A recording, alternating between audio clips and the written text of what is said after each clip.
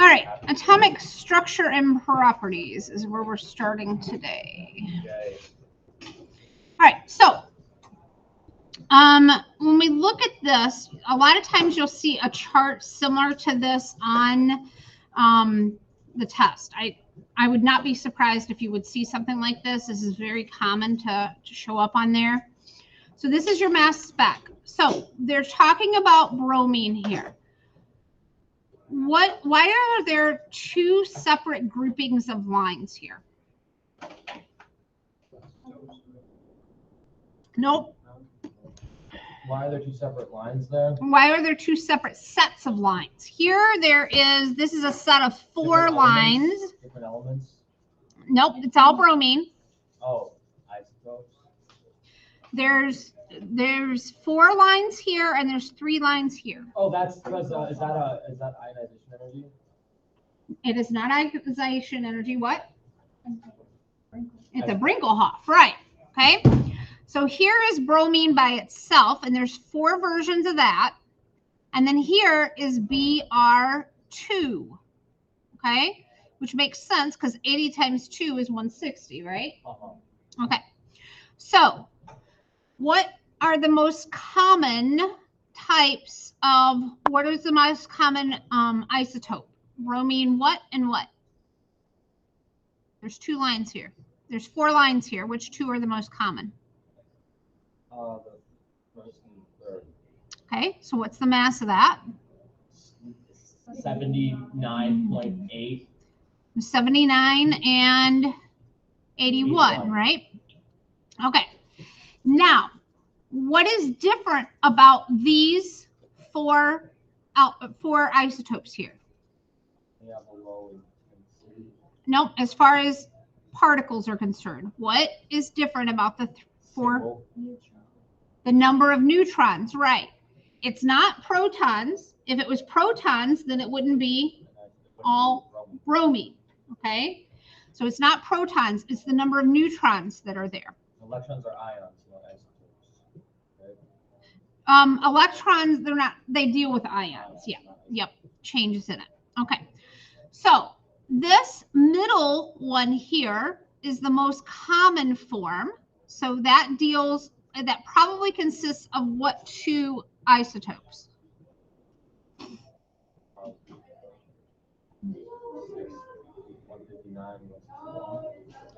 Well, no, it's this right here. 160 is the most common. Yeah. So which of these does that happen to be? 79 and 81. This would be two 79s and this would be two 81s. Okay. To be able to figure out the average atomic mass, you're going to multiply the mass of the isotope times the percent abundance divided by 100. Okay, so here we've got zirconium and Nb, and they have similar atomic masses. Above is the mass spectrum of a sample that was believed to have both of these in it. Which of the following statements would best explain deciding that the sample contained only Zr? Do the charges matter? No. Nope, we're not dealing with charges because we're not dealing with a change of electrons here. Zr has 2 unpaired electrons while Nb has 3. No. Zr has a lower first ionization energy than Nb. Okay. Nb has only one stable isotope with a mass of 93. Does 93 show up on here at all? No. So, and if we're just talking about Zr, if Nb wasn't present, then that would make sense, right? So D is your correct answer. All right. You guys are familiar with doing mole calculations. If you have grams and you want to go to moles, you're going to divide molar mass. If you want to go moles to grams, you're going to multiply.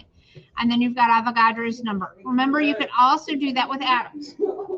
Okay? All right.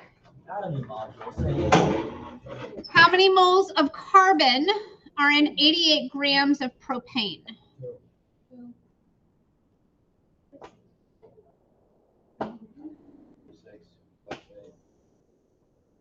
is what? 44. So we divide this 88 by 44, and that gives us 2 moles of what? Right, C3H8. Oh, so you want moles of carbon. Uh-huh. So you do, there's 3 for every, so you have to find the mass and then do each one and then you... No, it's easy. You're almost there.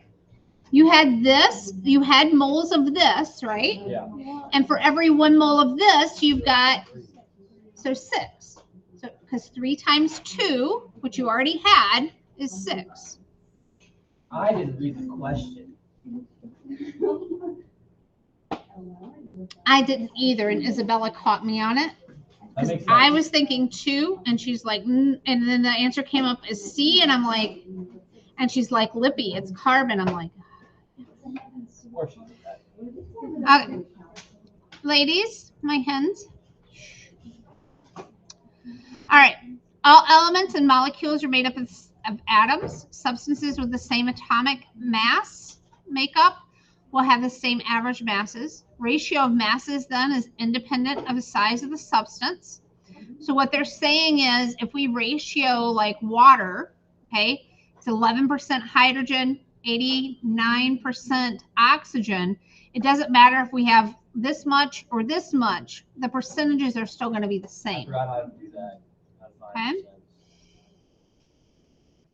So when you do these, if you want to find out like empirical formulas, what you do is you find the moles of your hydrogen, moles of your oxygen, and then you divide by the lowest mole amount. Lowest mole amount. Oh, so And then you do a ratio of those. So you do mass you have divided by mass, accepted mass divided by mass you have, and then you... Okay. So we've got a 4.5 gram sample here. And which one would have the greatest mass percent oxygen? That's, I guess, B, correct. I just did B because Li was the lowest. Yep. But you also have to look at like how many, you know, if they had another one here that, you know, was really close to I that. just added up all the elements that were other than oxygen, and that was the one that was the lowest one. So Right. Yep. Because they take up the least amount of... Now, does it matter if we have 4.5 grams? No. No, it's 100. percentages. Yeah, it's a percentage. It doesn't matter if you have 4,000 grams. The percentages are still going to be the same. All right. Impurities in the substance then can change the percent composition by mass. So if more of one element is added from an impurity, then the percent mass, that element will increase and vice versa. When heating a hydrate, the substance is heated several times to ensure the water is driven off. What do we call that? Heating to constant mass. And we also created this vocab wall. Yeah, I want to add constant mass to that. Yeah, constant mass was brought up last time. You guys didn't know Coulomb's law? Matthew, that's not what we were saying. Yeah, listen. This is like a word wall. Like The vocab wall, Matthew. You like are a buzzwords. rude person. Come on, just listen next time. You guys didn't know Coulomb's law. It's like a word wall. So we're creating a word wall over there. Okay. All right. Yeah, I did.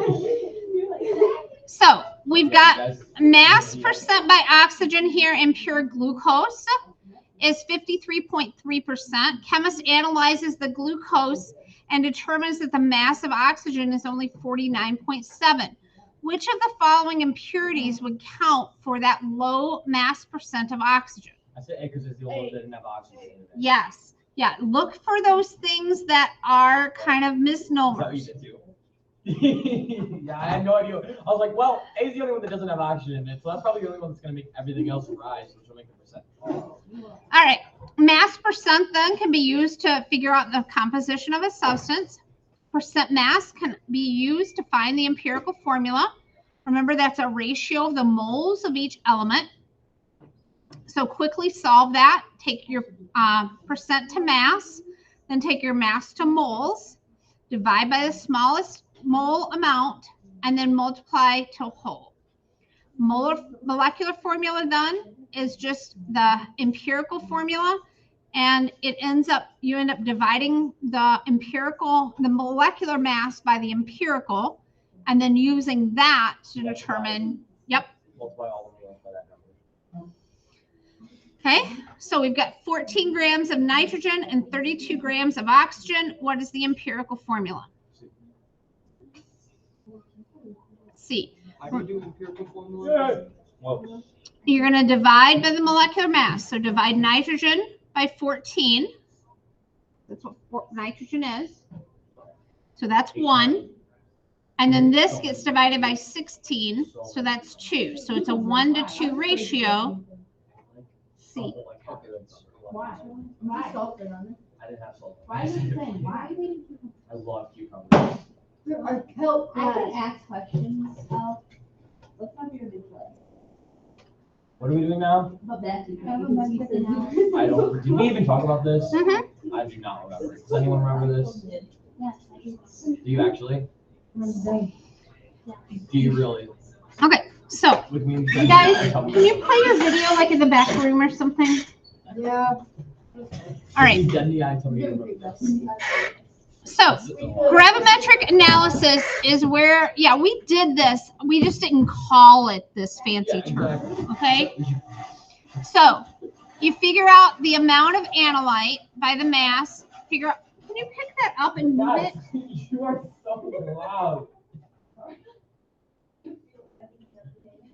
You dragged it all the way.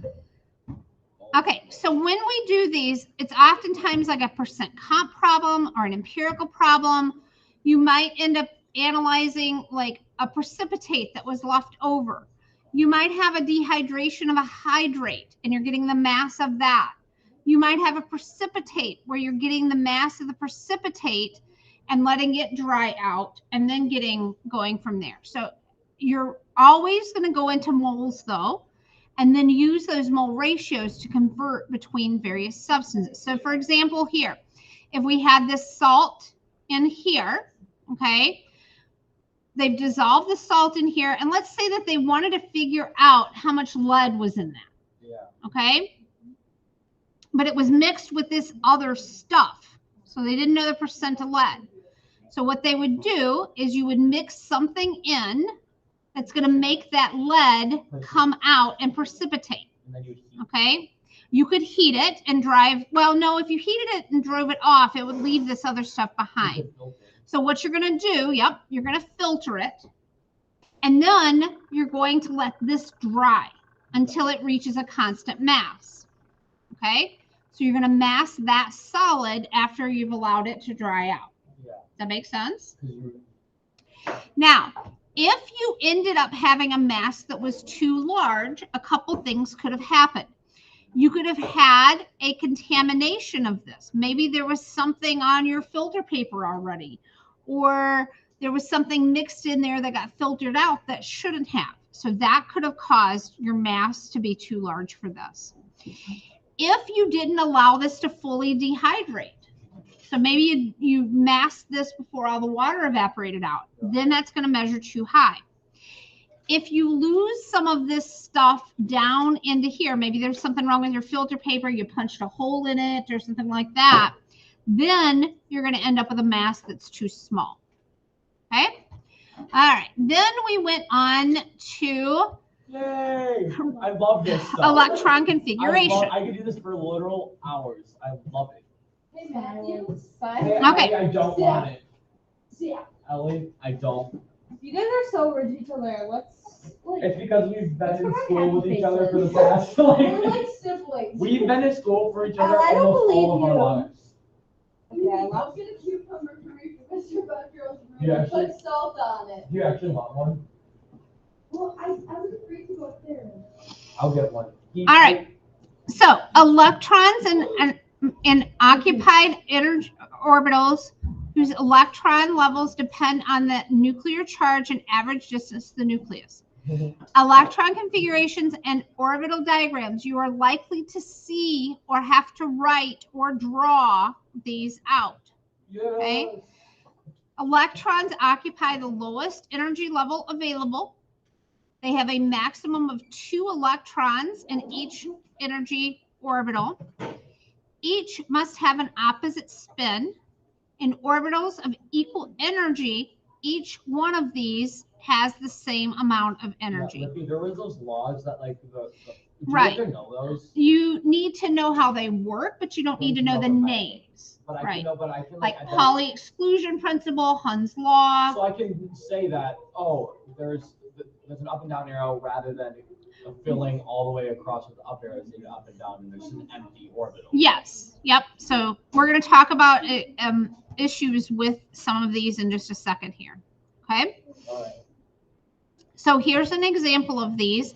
These are for silicon, element 14. Now, remember that the arrows here, the number of arrows should add up to be what? Should add up to be 1, 2, 3, 4, 5, 2, 4. We're dealing with silicon. Don't count them. How many? I'm asking you how many there should be. If this is silicon, how many arrows should you have? 14. You should have however many the atomic number is. All right, yeah. Okay. Right. So all of these have 14. So don't bother to count. Okay. You've got to figure out what's wrong with them or which one's right. Okay. Some of them have Right or wrong? wrong. There's an up down arrow. Right. Rather This than- arrow should have been over here. Right or wrong? Wrong. There's not a down arrow with a 3s orbital. Yes. Okay. Right or wrong? Right. Right. And right or wrong? Wrong. Why? Because you meant to 3p without filling the 4s orbital, and there's 2 and 1. The 3p gets filled before the 4s. Okay. These should be flip-flopped. Yeah, that's what. Make sense? Everybody cool with that? Yeah. Will we ever go into the D and F4, like F orbital, I should say? I don't think so, because it gets a little funky. Oh, F definitely not. That's because you have to subtract 2 from the P orbital. It doesn't matter. When you get down into the D orbital, some of this fill stuff gets kind of wonky. Yeah. And they're not going to put those exceptions on here. When you get into college, depending on your level there, you might study them, but it's nothing that's going to be in this test. All right, periodic trends. Oh, yes. I love this stuff. All right, periodic trends. Electrons attracted to protons in the nucleus, right? This comes down to Coulomb's law. Now, you do not need to memorize Coulomb's law per se. Just ignore it. You don't need to be able to do any math with Coulomb's law. You need to know that if your charges are greater, that the force is going to be greater.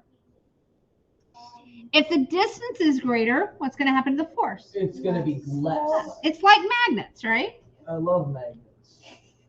I'm hurting right now. My back hurts from laying. All right. The closer an electron is to the nucleus, the more strongly it's attracted. And I talked to you guys about like a mom and her baby and how when it's a newborn, she's going to hold it closer, right? And then as your chain is caught on your mask, it looks really weird. Okay. So, you know, when she's close, when the baby's close, she's going to be able to hold on to it real tight. And then as it gets away, it's going to be a little harder to hold on to. More protons in the nucleus, the more strongly it attracts. And this is a couple more buzzwords. This is your Coulomb's law, buzzword over there, and effective nuclear charge. So the more when you go across these rows here, you're increasing the number of protons. They like you to call that effective nuclear charge. I remember you saying. You're increasing your effective nuclear charge as you go across here. Electrons then are going to be repelled by other electrons in an atom.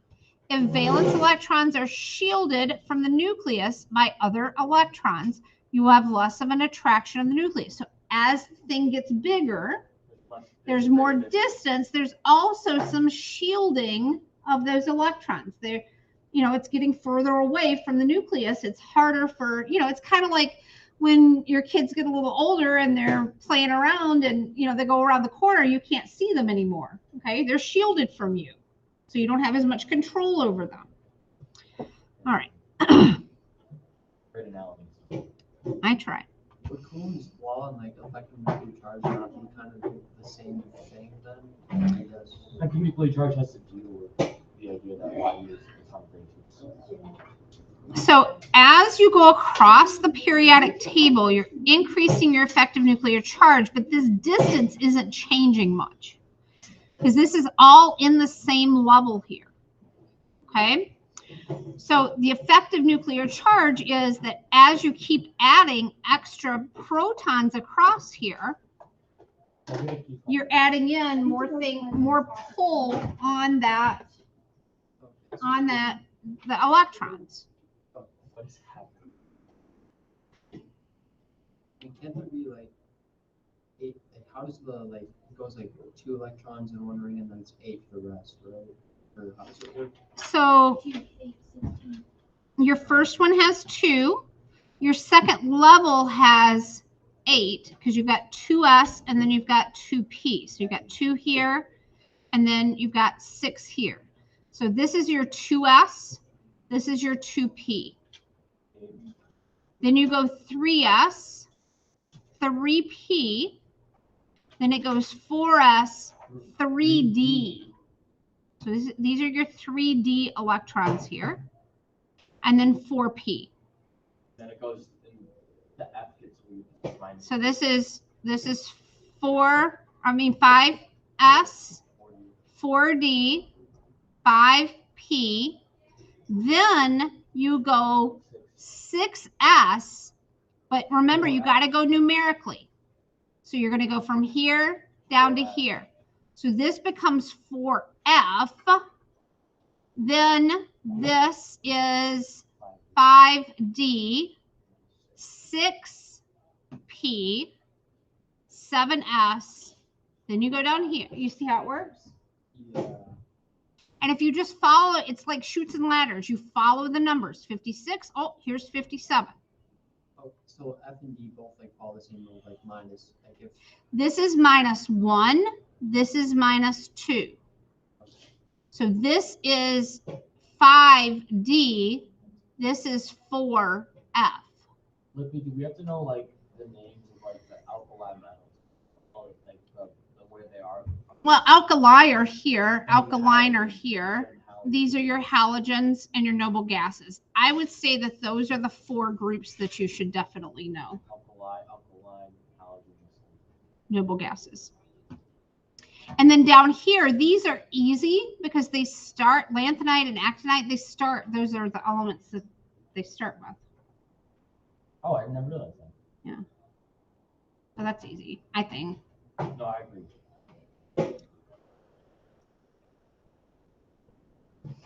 All right. Let's see who's. So ionization energy is how much energy it takes to pull an electron off.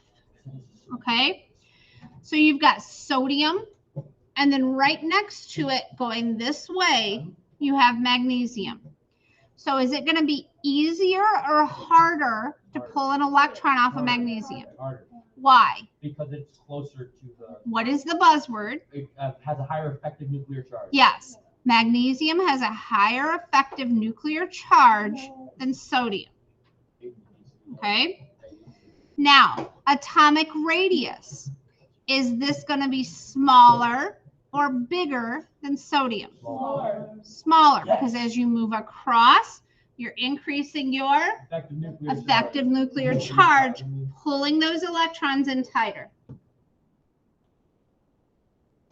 So for our answer, we're looking for an answer that's bigger than this, but smaller than this. Now, if this had been, instead of sodium, this had been calcium. That's a different story because. Okay, so let's change this to calcium now. Okay. So, or not calcium, potassium. I'm sorry, potassium. Let's change this to potassium. Let's pretend that this is potassium here.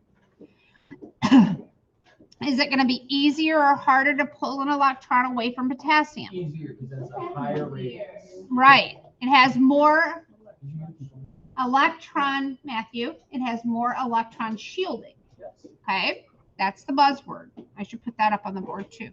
Is this really a dry erase marker? I don't know. Don't write on my board with it. Did you know Cadence wrote me a letter? Isn't that so sweet? No one cares. Oh. What about its radius? Bigger. It's going to be bigger because we've added more levels. Electrons, but less Okay. protons. Okay. Or the same number. All right. Are in Now, these are common questions that you'll see on there as far as ionization energy is concerned. Ionization energy then is how much energy it takes to pull that electron off, okay, or to separate that electron from that atom. Generally, it's going to increase as you go across, because as you go across, you're increasing the effective nuclear charge. And then it's going to decrease as you get to a higher energy level because you've increased that shielding.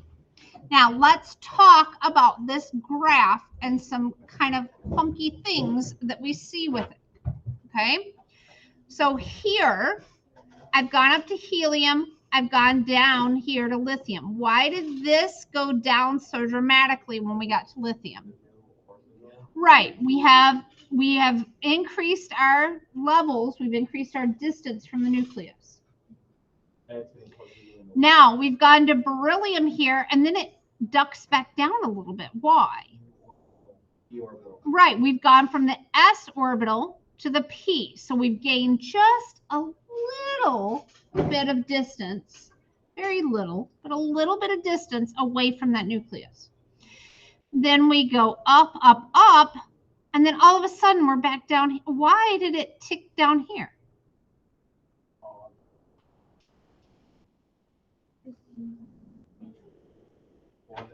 Because you're switching, because you're going to the down it now, because you were going up, but now you're switching to going down. So we went up, up, up. This is nitrogen, right? Now, with oxygen, it's right here. This is experiencing a little bit of repulsion, okay? And that's why it's just a little bit easier to move the oxygens. And then we go all the way up to neon, and then it plummets again. Right. Then we go up, down. So we're in the 3p here. We go up to phosphorus. Why does it go down in sulfur? Yep, you've got your repulsion here. Okay?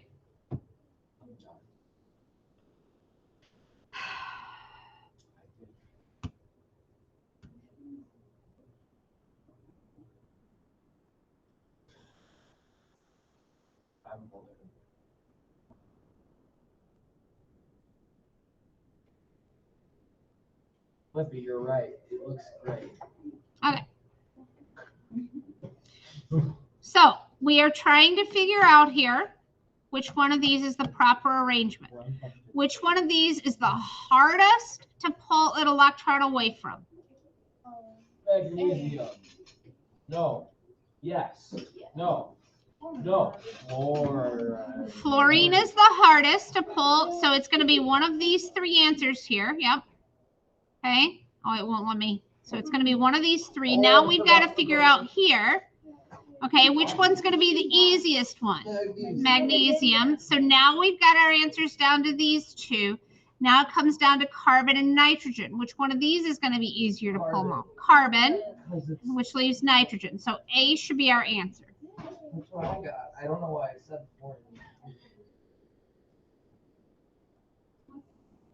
I don't know. I'm just saying. All right. Now, this one I have seen on almost every AP test that I've encountered, okay? What you're looking for when you're given one of these charts is this crazy big jump. So do you see how there's like a crazy jump here? Okay? This is a crazy jump. So you're finding where that large jump is.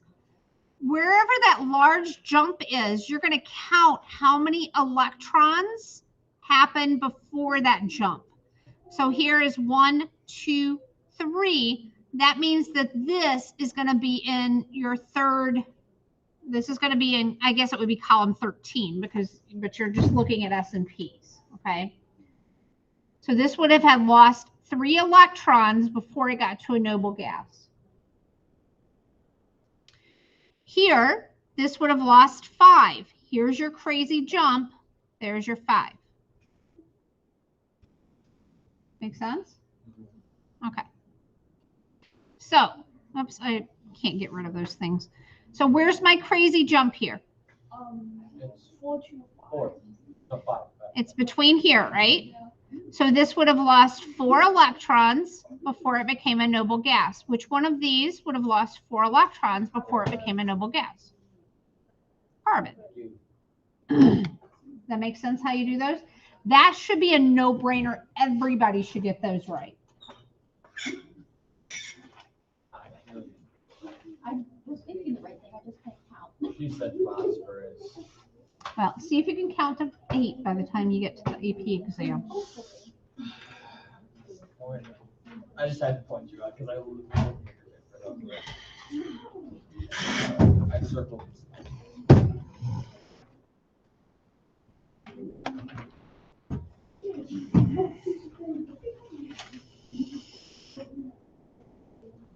All right. So when we're looking at these, we're looking at different shells, and we have our SPDF. You guys are familiar with that. And we can look to see kind of the probability. So here, you know, when they're looking at mapping these, this is distance from the nucleus, and kind of get an idea for where these are mapped out at. You guys have seen these ionization patterns. Again, we were talking about this just a couple minutes ago, about how these kind of kick back. And you start to see that kind of getting moderated by the time you get further down because the distance is getting so much bigger. Okay. So here's another, this photoelectron spectroscopy. We talked about these. You'll oftentimes see these double lines here so that they can get the whole thing on your page. When you see these double lines here, this typically will indicate that you're going to a new level, because the energy required to pull these electrons is so much less than these. So that's what this is a measurement of that electron. Okay. So here, what element is this? What I do when I get to these is I try to figure out, okay, the first thing I do is I look at the bottom here. Which number is bigger? 100. So that means that this is my nucleus. Okay. And then I'm going to figure out how many electrons. Well, I know that my level closest to the nucleus is 1s. So how tall was this? Well, this is 1 electron. This is 2. So that means that this is 2s2. That means that this is 2p. How many? 3.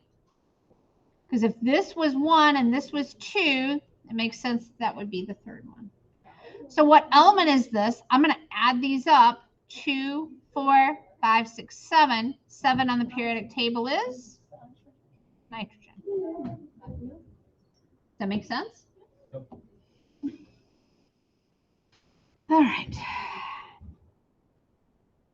We've talked about the shielding here. We've talked about the increasing in that. Okay, so we have this guy. Let's see if you can figure out the answer to this one.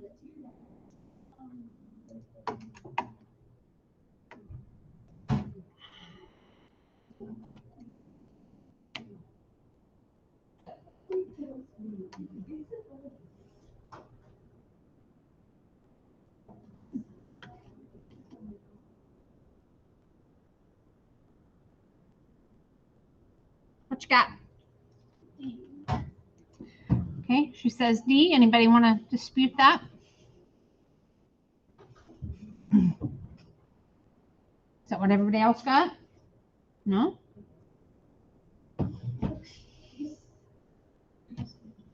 I had A, but I guessed. Yeah, I have A too.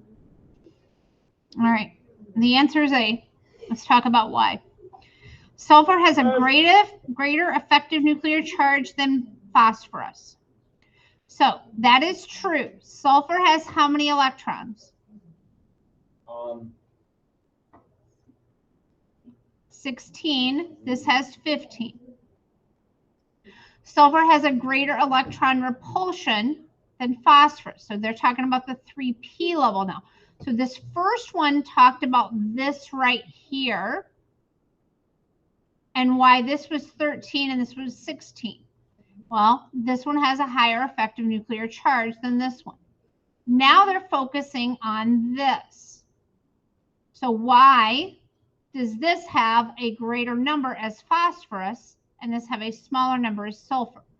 Well, remember when we were at the 3p level, phosphorus in 3p looks like this. Sulfur looks like this. This, no, it doesn't have to do with shielding. It's this repulsion right here. This electron says, I don't like you. Get out of here. Okay? And so it's easier to pull that electron away than this one here.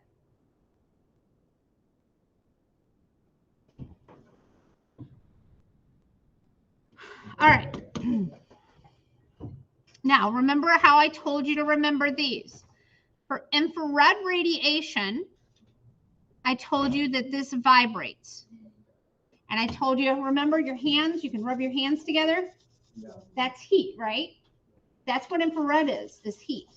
Heat is infrared. So there you go. There's your vibration. I wish Allie was here to do that. Then you have the other one that they don't list on here that oftentimes comes up is microwave. Rotate. Right. Microwave is rotation. It causes these to rotate around. Just like in a microwave, the tray in the microwave rotates around when your food is warming. Okay?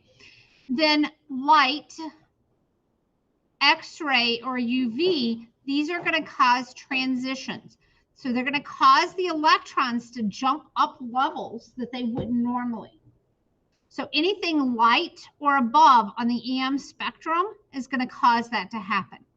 So when we talk about the EM spectrum and we're talking about waves, the first wave that we talk about is radio, okay? It has a really long wavelength, okay? Very, yeah, okay? So that's your radio waves. Then it goes microwave. Then it goes infrared. And this is also known as heat. And that's where I told you, remember the vibration. Okay, it's going to vibrate. It's going to move back and forth. You're going to generate heat just like you move your hands. You're vibrating your hands, right? Okay. Then it goes from there to light, UV, X-ray, gamma, and cosmic. What's cosmic? It occurs out in the universe, away from us, yeah. So from here down, these happen on Earth. Where's when it gets radioactive? Radioactive is here, but these are called ionizing radiation. Anything from here to here, because they cause these well, the light isn't, but these will cause transitions to happen in places that they shouldn't. And then you got problems. That's where your cancers come in. That's why you have to limit your exposure to these things. Okay. UV, you use, sunscreen. This, they give you that lead apron when you get x-rays done. And then, we can handle a little bit of this. You just don't want to be around a lot of it. Can we actually? Yeah, you're getting gamma. Doesn't our body have Your body has the ability to deal with some issues that come along related to this. Yeah. It's when you get too much of this that's the problem. You get too much of any of this stuff and you got a problem. You get too much of a microwave, Well, that's why you can't stick your head in the microwave. Exactly. Because you get too much heat. You get too much heat, you die. Okay, well, Right? I was wondering if it'll run without the torch vent. If you get too much heat, you die. Yeah, sure. Well, yeah, well, let's just see if I can. So any of these things can cause death. It's just they have to be Radio waves can intense cause- enough. Radio waves can cause death. If you were like, you know, if they amplified them to a point, yeah, I mean, it would have to be a stupid amount, Yeah. like a really stupid amount. Yeah, sorry, I'm thinking about that. But yeah, okay. So, but these are the things you need to remember: infrared, vibrating, microwave rotation, and then light, UV or X-ray is going to cause transitions. Okay, chemical reactivity then. Nonmetals have higher electronegativities than metals. They cause the formation of those ionic solids. Compounds formed between nonmetals are molecular, usually gases, liquids, or volatile gases at room temperature. Elements in the third period and below then can accommodate larger numbers of bonds. The first elements in a group, the most upper part of that group, are going to form pi bonds easily. And those pi bonds then, along with a sigma, are going to cause them to be stronger bonds. So remember, your single bonds are your sigma bonds. Okay? Sigma bonds are stronger than pi bonds. Okay? So these are stronger. Now, when you have a single bond, a pi bond then is the second bond in a double, or it's the second and third in a triple bond. A double bond, though, is stronger than just a sigma bond. So sigmas are stronger than the pi's, but a sigma pi is stronger than just a sigma. Yeah. And pi bonds need what type of orbital? What orbital do pi bonds need? 2. No, what orbital? S. P. P. Oh, They need yeah. a P orbital. Sigma Sigma bonds are going to be in a hybrid orbital, which is an sp orbital. Yeah. Okay? Because the number of sigma bonds doesn't matter. You do like the sp2. Yeah. So that's the number of So if pairs and bonds. yeah, so if you're dealing, and we'll get to this in another review, but we'll talk about the hybridization and how you figure out I hybridization. looked that up the other day because I forgot it. Stay in the white tile, Ellie, please. All right, so that's, I guess that's where we'll pick up for tomorrow, okay?